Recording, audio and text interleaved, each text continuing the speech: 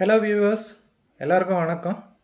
போன வீடியோவில் என்ன பார்த்துருந்தோம்னா ஒரு சீரீஸ் ஆஃப் 3 வீடியோஸ் அண்ணா யூனிவர்சிட்டியில் இந்த B Tech artificial intelligence and data science course, அப்புறமாட்டு அதே நேமில் வந்து இப்போதைக்கு இருக்கிற வரைக்கும் காருண்யா யூனிவர்சிட்டியில் அது என்ன மாதிரியான கரிக்குலம் வச்சுருக்குறாங்க. ஸோ அந்த ரெண்டு யூனிவர்சிட்டியும் கம்பேர் பண்ணியிருந்தோம். ஸோ தேர்ட் வீடியோவில் வந்து என்ன பார்த்துருந்தோம்னா அந்த யூனிவர்சிட்டியில் வந்து சேம் டாபிக்ஸ் வந்து எப்படி 3 டிஃப்ரெண்ட்டான நேமில் வச்சு கொடுக்குறாங்க, அது எப்படி யூஸ்ஃபுல்லாக என்ன லெவலில் யூஸ்ஃபுல்லாக இருக்கும் அப்படின்னு சொல்லிட்டு நம்ம பார்த்துட்டு இருந்தோம். ஸோ இன்றைக்கி வந்து நம்ம வந்து லெசன்ஸ்க்கு போக போகிறோம். நான் வந்து mostly I am going to concentrate on Anna university. எனக்கு அந்த டீம்டு யூனிவர்சிட்டி கரிக்குலம் நான் இன்னும் ஃபுல்லாக உள்ள கண்டென்ட்டு நான் எனக்கு எடுத்துக்கிறதுக்கு இன்ட்ரெஸ்ட் இல்லை. ஸோ நான் அண்ணா யூனிவர்சிட்டி ஸ்டூடெண்ட்ஸுக்கு ஹெல்ப்ஃபுல்லாக இருக்கிறதுக்காண்டி தான் நான் இதை யூஸ் பண்ணுறேன். ஸோ ஐ திங்க் இந்த கோர்ஸ் வந்து ஜெனரலாக இருக்கிற பட்சத்தில் இது வந்து அண்ணா யூனிவர்சிட்டியில் இருக்கக்கூடிய கம்ப்யூட்டர் சயின்ஸ் ஸ்டூடெண்ட்ஸுக்கும் இது ஹெல்ப்ஃபுல்லாக இருக்கிற வாய்ப்பு இருக்குது. ஸோ இப்போ வந்து GE8151 problem solving and Python programming, இதில் வந்து ஃபர்ஸ்ட் யூனிட்டில் ஆல்கோரிதம்ஸ் பற்றி பார்க்க போகிறோம். அதில் ஃபர்ஸ்ட் பார்ட்டில் ஆல்கோரிதம்ஸ் வந்து அதோட பேசிக் அண்டர்ஸ்டாண்டிங் பற்றி இன்றைக்கி பார்க்க போகிறோம். ஸோ த அப்ஜெக்டிவ்ஸ் இன்றைக்கி என்னென்னு பார்த்தோம்னு சொன்னால், கான்செப்ட் ஆஃப் ஆல்கோரிதம்னா என்ன, அதனால் என்ன பயன், அதை வச்சு அதில் என்னென்ன இருக்கும், அதை என்னென்ன டெக்னிக்கை யூஸ் பண்ணி அதை ரெப்ரசன்ட் பண்ணுறது, அதுகளெல்லாம் பார்க்க போகிறோம். ஸோ இதில் வந்து ஆல்கோரிதமோட பேசிக் கான்செப்ட்ஸும் முதல்ல பார்க்க போகிறோம். டெக்னிக்ஸ் டு ரெப்ரசன்டேஷன் வந்து later part of the lecture நம்ம பார்ப்போம். மேபி இந்த அடுத்த லெக்சர் வீடியோவில் கூட நம்ம இதை பார்க்கலாம். ஸோ ஃபர்ஸ்ட்லி வந்து we need a problem to solve. ஒரு ப்ராப்ளம் இருக்கணும், அதுக்கு நம்ம சொல்யூஷன் கொடுப்போம். அந்த சொல்யூஷனை வந்து ப்ரோக்ராம் எழுதி நம்ம கொடுப்போம். ஸோ அதுதான் வந்து நம்ம கம்ப்யூட்டர் சயின்ஸ் இல்லைன்னா artificial intelligence and Python the data science இந்த கோர்ஸில் உள்ள ப்ராப்ளம்ங்கிறது. நம்ம ஊர் சண்டை வம்பு சண்டை அந்த மாதிரி ப்ராப்ளம் நான் எதுவும் சொல்லலை. இது வந்து ஆக்சுவலாக வந்து நமக்கு செய்யக்கூடிய ஒரு வேலையை ஒரு ப்ராப்ளமாக தருவாங்க. அதுக்கு வந்து அதை நம்ம பர்ஃபெக்டாக டிஃபைன் பண்ணணும். முதல்ல அது என்ன பிரச்சனை, என்ன ப்ராப்ளம், அது என்ன குறைபாடு இருக்குது அப்படின்னு சொல்லிட்டு முதல்ல நம்ம யோசிக்கணும். முதல்ல புரியுதுங்களா? அது யோசிச்சதுக்கு அப்புறமாட்டு we have to think about the possible சொல்யூஷனுங்கும் போது ஒரு ஒரு ப்ரோக்ராம் எழுதணும்னு சொன்னால் அதை ஒரு விதத்தில் தான் எழுதணுங்கிற அவசியம் கண்டிப்பாக கிடையவே கிடையாது. இந்த கம்ப்யூட்டர் சயின்ஸை பொறுத்தவரையில் நீங்கள் தான் ஒரு கடவுள், நான் கடவுள்னு நீங்கள் சொல்லிட்டு தெரியலாம். என்னன்னு சொல்லியாச்சுன்னு சொன்னால், ஒரு ப்ரோக்ராம் வந்து இப்படித்தான் எழுதணும், ஒரு கெமிஸ்ட்ரி ஈக்குவேஷன் மாதிரி அதே மாதிரி அந்த நம்பர் மாறாமல், அந்த வேலன்சி நம்பர் மாறாமல் அப்படியே எழுதணும்னு கிடையாது. ஃபிசிக்ஸ் டெஃபினிஷன் மாதிரி எழுதணுங்கிற அவசியம் கிடையாது. மேக்ஸ் ஃபார்முலா மாதிரி அதை அப்படியே ரெப்ளிகேட் பண்ண வேண்டிய அவசியம் கிடையாது. உங்களுக்கு இந்த அவுட்புட் வர்றதுக்கு என்னென்ன பண்ண முடியுமோ அது எல்லாமே சொல்யூஷன் தான். ஸோ அப்படி எத்தனையோ சொல்யூஷன் இருக்குது. அப்படிப்பட்ட சொல்யூஷன் எல்லாத்தையுமே நீங்கள் வந்து யோசித்து வச்சுக்கிடணும். அப்புறமாட்டு இந்த சொல்யூஷனில் எது வந்து மிக சிறப்பானது, select one that we think it's the best. அதாவது எது வந்து ரொம்பவே பெஸ்ட்டாக வரக்கூடியது அதை செலக்ட் பண்ணிவிட்டு அதை அந்த சொல்யூஷனுக்கு நம்ம அப்ளை பண்ணணும்.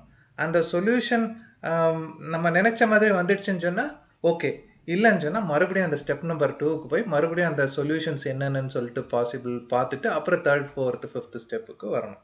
ஸோ இதுதான் வந்து ஒரு ஆல்காரிதம் டிஃபைன் பண்ணக்கூடிய வழி,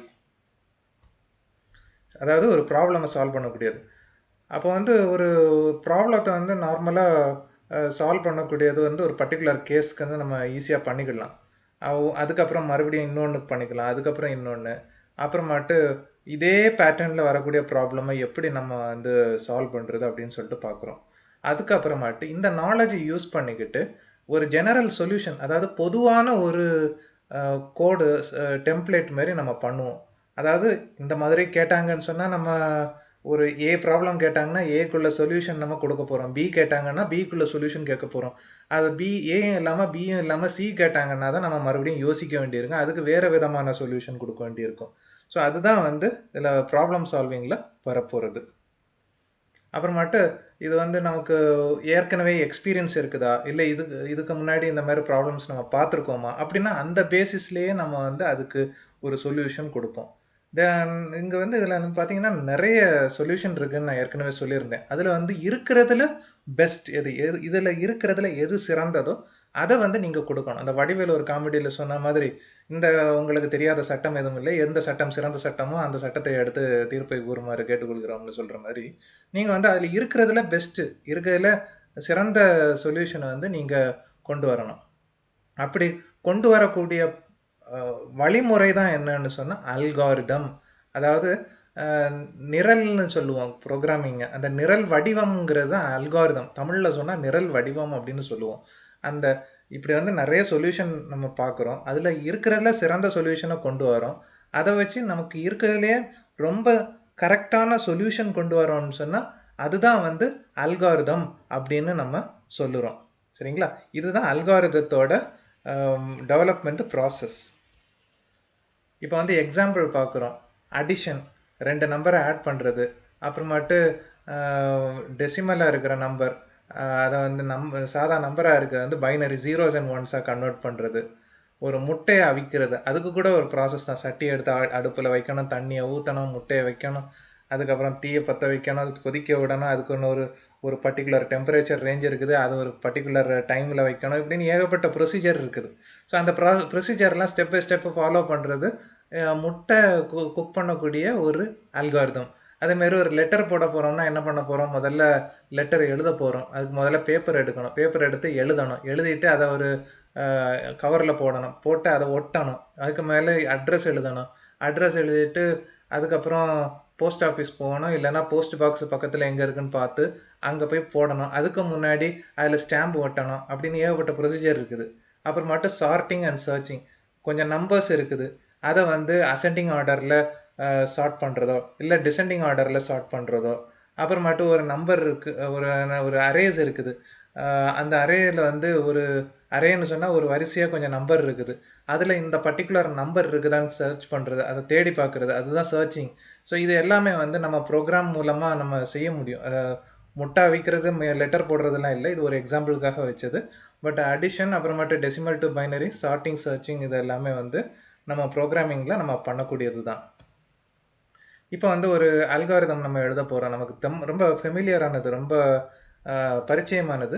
அதாவது ஒரு டெசிமலாக இருக்கக்கூடிய நம்பரை வந்து பைனரியாக நம்ம கன்வெர்ட் பண்ணுறது எப்படின்னு சொல்லிட்டு நம்ம பார்க்க போகிறோம். ஸோ இதில் நம்ம இப்படி பார்க்கும்போது எப்படின்னு சொன்னால், இந்த கிராஃபிக்ஸ் வந்து நீங்கள் தெளிவாக பாருங்கள். அதோட ப்ரொசீஜர் 75ங்கிற நம்பரை வந்து 2ஆல் டிவைட் பண்ணிவிட்டு அதுக்கப்புறம் வர்ற ரிமைண்டரை மட்டும் அப்படியே பக்கத்தில் போட்டு வச்சுக்கிட்டே வரணும். கடைசியில் அது 1 வர்றது வரைக்கும் அதை பண்ணணும். அது 0 ஆகி அதுக்கப்புறம் கடைசியில் 1 வருது. சரியா? இந்த மாதிரி தான் வந்து அந்த நம்பர் வந்து 1001011 அப்படின்னு சொல்லிட்டு நமக்கு பைனரி நம்பரில் கிடைக்குது. ஸோ இந்த பைனரி நம்பராக கிடைக்கிறது தான் நம்ம வந்து conversion from 75 to binary. So இதுக்கு வந்து எப்படி எழுதணும்னா, முதல்ல டெசிமல் நம்பரை எழுதணும். இந்த அல்காரிதம் எப்படி இதுக்கு எழுதணும்னு சொல்லியாச்சுன்னு சொன்னால், நீங்கள் இதில் அல்காரிதம் எழுதும்போது நீங்கள் ப்ரோக்ராமிங்கை பற்றி நினைக்கவே வேண்டாம்.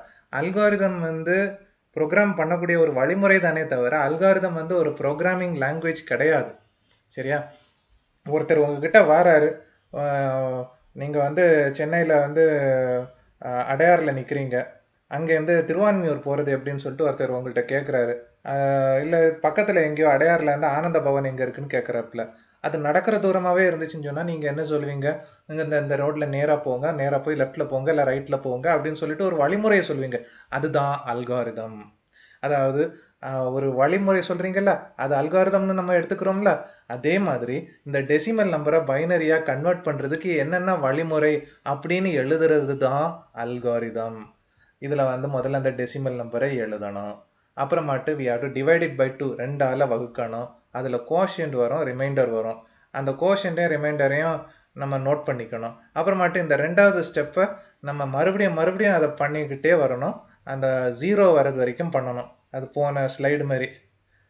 இதில் பார்த்தீங்கன்னா இப்போ பாருங்கள், அந்த நம்பரை வந்து மறுபடியும் டிவைட் பண்ணிக்கிட்டே வரணும். அந்த 2வது ஸ்டெப்பை மறுபடியும் இது ஐட்டரேட் பண்ணிக்கிட்டே இருக்கும். அதாவது திருப்ப அதை பண்ணி கடைசியில் 0 வர வரைக்கும் அது செய்யும்.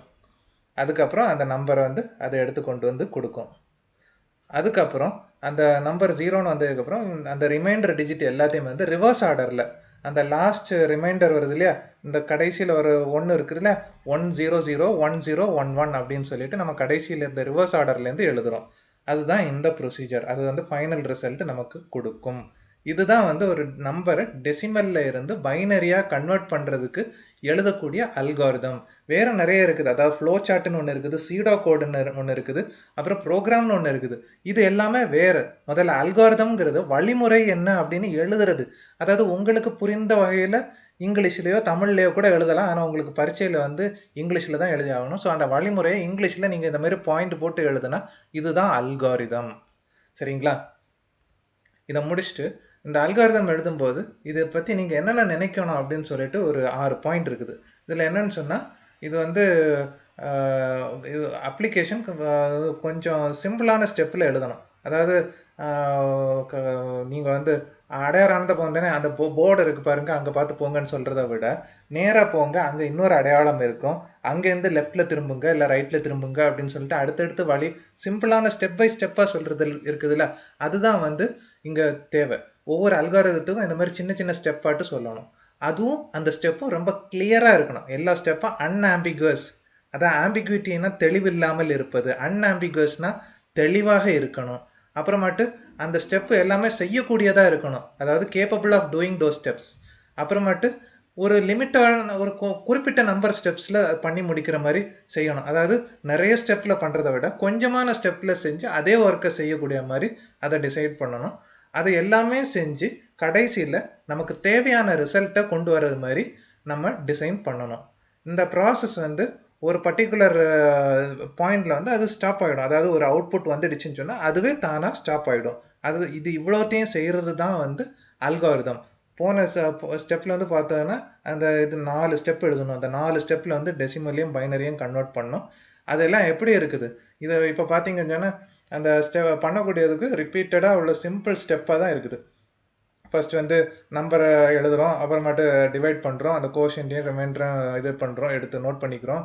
அப்புறம் அந்த 2வது ஸ்டெப்பை மறுபடியும் யூஸ் பண்ணுறோம். அப்புறம் கடைசியில் அந்த ரிவர்ஸ் ஆர்டரில் ரிமைண்டர் டிஜிட் எடுக்கிறோம். இது எவ்வளோ சிம்பிளாக இருக்குது. ஒவ்வொரு ஸ்டெப் பை ஸ்டெப்பாக இப்படி இருக்குதுல்ல, இவ்வளோ எழுதினாலே போதும். அதுக்கப்புறம் இந்த ப்ராசஸ் அது வந்து சிம்பிள் ஸ்டெப்பாக இருக்குது, கிளியராக இருக்குது, இது எல்லாமே செய்யக்கூடியது. ஒரு குறிப்பிட்ட லிமிட்டட் ஸ்டெப்பு 4 ஸ்டெப்பில் எல்லாம் முடிஞ்சிருது. அந்த எல்லா ஸ்டெப்பும் முடியும் போது கடைசியில் அவுட்புட்டும் வந்துடுது. இந்த அவுட்புட் முடியும் போது இந்த ப்ராசஸ் கடைசியாக முடிஞ்சிருது. இதுதான் வந்து ஒரு அல்காரிதம் எப்படி எழுதணுங்கிறதோட வழிமுறை. அடுத்த வீடியோவில் நம்ம என்ன பார்க்க போகிறோம்னா, ஒரு அல்காரிதத்தோட பில்டிங் பிளாக் என்ன, அதுக்கு அடுத்து உள்ள ஸ்டெப்பில் என்னென்ன பண்ணணும், ஒரு அல்காரிதத்தை வந்து நம்ம டிசைன் பண்ணணும்னு சொன்னால் அதுக்கு என்னென்ன மாதிரியெல்லாம் கொண்டு போகணும் அப்படிங்கிற விஷயங்களை வந்து அடுத்த வீடியோவில் பார்க்க போகிறோம். இந்த வீடியோவில் வந்து உங்களுக்கு அல்காரிதம்னா என்ன, algorithm is a step of information which is used to do a particular task using programming language. சரிங்களா? அந்த ப்ரோக்ராமிங் லாங்குவேஜும் நம்ம ஏற்கனவே வந்து அந்த ப்ரோக்ராமிங்க்குன்னு ஒரு டாபிக் நான் எடுக்கும்போது சொல்லுவேன். அதுவும் is a step of programming lines which is used to get a particular output given a particular input. அதுக்கேற்ற மாதிரி அந்த பர்டிகுலர் டாஸ்க்கை செய்யக்கூடிய செட் ஆஃப் ஸ்டெப்ஸை தான் வந்து ப்ரோக்ராம்னு சொல்லுவோம். அதேமாதிரி அல்காரிதமும் ஒரு set of steps written in English language. அதாவது இங்கிலீஷில் நமக்கு புரிகிற மாதிரி இந்த ஸ்டெப்பு அடுத்தடுத்து செஞ்சால் இந்த அவுட்புட் கிடைக்கும் அப்படின்னு எழுதுறது தான் வந்து அல்காரிதம். சரிங்களா?